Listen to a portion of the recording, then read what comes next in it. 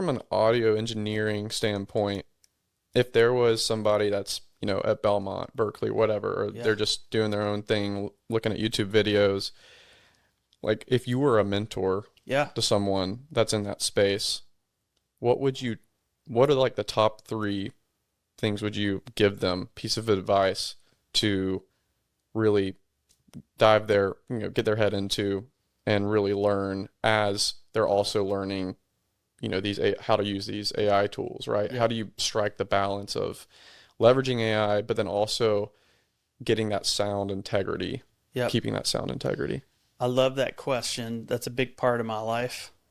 It's a big part of every day is trying to be, I say this a lot of service. I just, because really at the end of the day, I have to make a living for my family, but my desire is to like be of service. And if I know something that can help somebody save a day, a week, a month, it really makes me feel useful.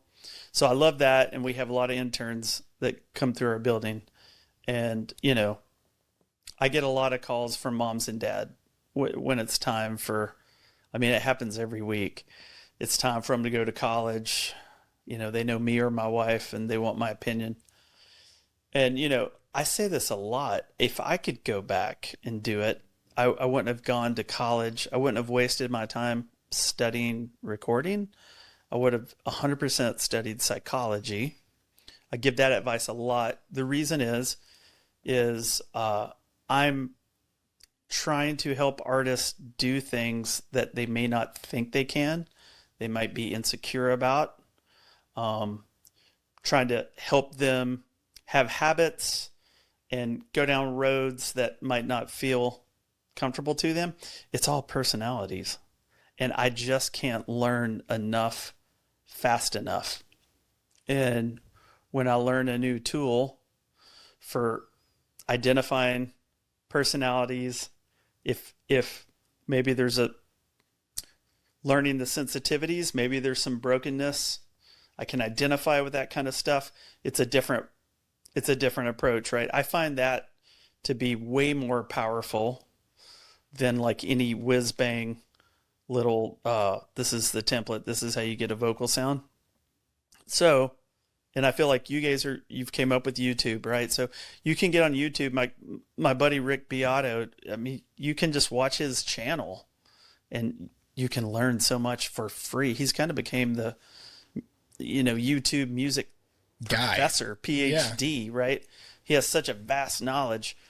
So, the advice is always think about the psychology of what we're doing, the human interaction, right? And a lot of us creatives, I'm not highly creative, but I would throw myself into that a bit. A lot of times we're highly sensitive, emotional, insecure, right?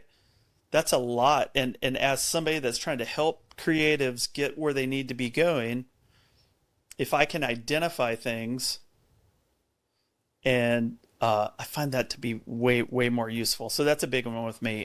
I'm not sure engineers and producers of tomorrow need to go to Belmont and study recording technology.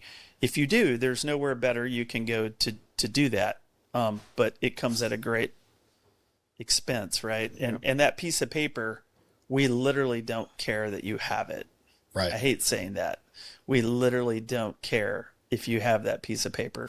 When it comes to hiring people, I just want to know, are you a quitter or are you a finisher? If you're a finisher, I want you on my team. I can teach you. And that's how all of us are. Right. It's like we can teach somebody this and that equals this.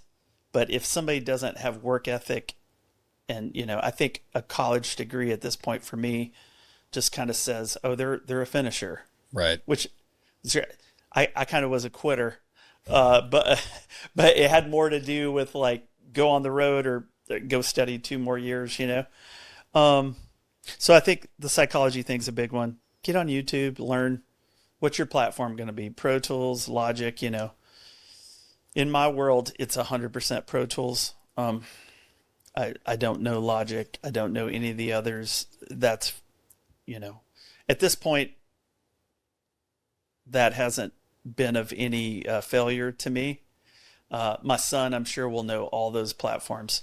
I'm a Pro Tools guy. Everyone I collaborate with is Pro Tools.